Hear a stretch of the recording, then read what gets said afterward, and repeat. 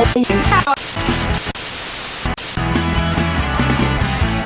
know, we weren't afraid to sort of think outside the box a little bit. We were very hungry to improve our aerodynamic science and the application of that to driver design. We saw the guys at Boeing as being experts in that field, and it didn't really matter to us that they had no background in golf. In fact, it probably was an advantage because they did bring a whole different level of thought to it, you know, a completely independent view.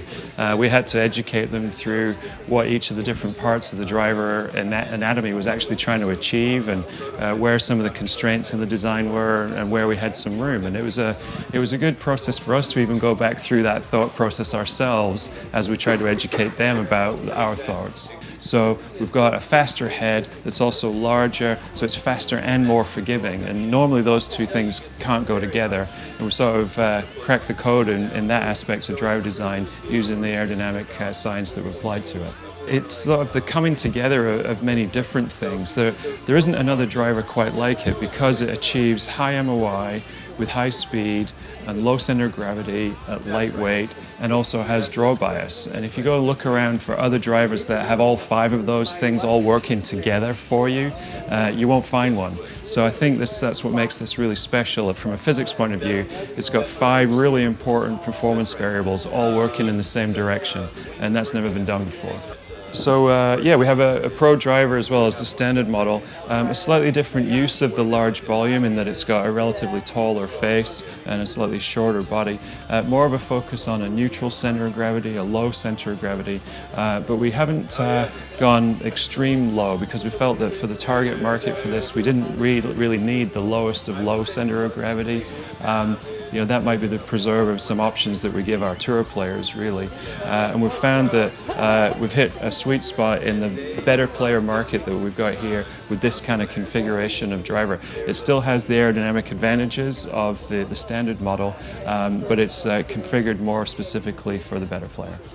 You know, different golfers struggle with different things. We know that the golfers who need the most help from the driver tend to hit with a lot of slice spin, tend to have poor smash factors, and you know, so they struggle for speed, and they struggle with too much backspin as well. So, you know, a driver that could address all of those things the most would be our Great Big Bertha driver, because it has variable draw bias, it's relatively lightweight, it's got great face design. But another driver that would be sort of second to it would be this XR driver, and for those people who don't need absolutely the most help in terms of reducing side spin, but still need a lot of forgiveness and want the advantages of speed, then there's an awful lot in this driver here for the vast majority of golfers in the market.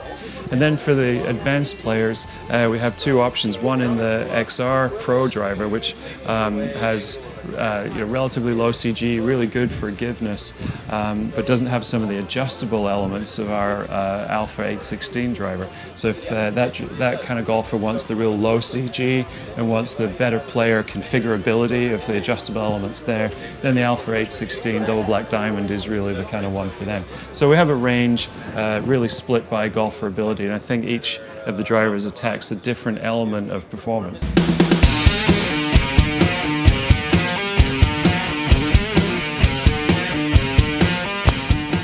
So I've just been trying the new Callaway XR drivers. There's an XR and the XR Pro, and I hit the XR pretty good, I thought. Yeah, no, it's very good. And it was consistent.